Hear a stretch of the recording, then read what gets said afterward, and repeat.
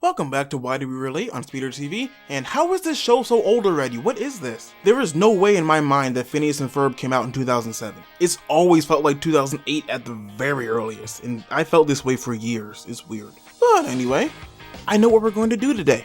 Let's look at the two main characters of Phineas and Ferb. Phineas and Ferb. First of all, let's look at Phineas.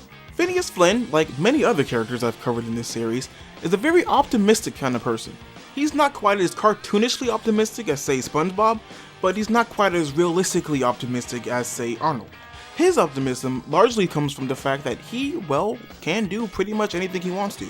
He's confident in himself in a way that a lot of us want to be confident in ourselves. It's not that he's cocky, but it's rare to see him doubt his own capabilities. Even when a project of his doesn't immediately go smoothly, you rarely see him give up or get too discouraged.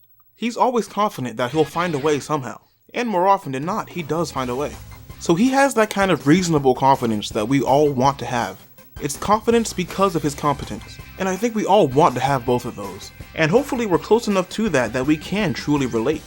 And then he has another quality that, for better and for worse, is very relatable.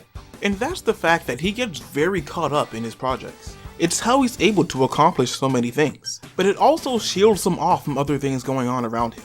He's too wrapped up in whatever he's doing to realize, for one, Isabella's very obvious crush on him. And on the rare occasion when he has gotten frustrated, he's come off as more rude than he probably wanted to. And I can definitely relate to this because I've been pretty introverted. I can be sort of introverted or isolated at times, and I don't always know how I'm coming off when I actually do go out and talk to my friends and stuff. Or I can be out with my friends but still sort of way in my head and just thinking about things and not really be entirely in tune with what's going on around me. So I can just be on a totally different wavelength from my friends sometimes. So all in all, you can see that Phineas does have a lot of qualities that we can definitely relate to. But what about his stepbrother, Ferb Fletcher? What do you say about someone who doesn't say much? Well, on a similar note, Ferb's quietness reminds me of how quiet I can be. I can be pretty quiet now, but I used to be really quiet as a kid.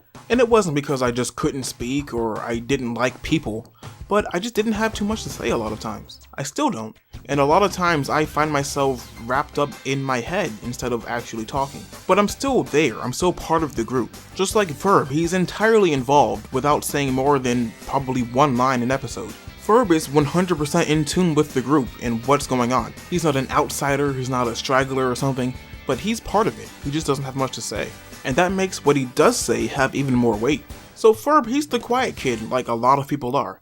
And he also shows that the quiet kid isn't always just weird. He's just quietly enjoying his life. And that's about it for Phineas and Ferb, but what about Phineas and Ferb? The two of them as a duo?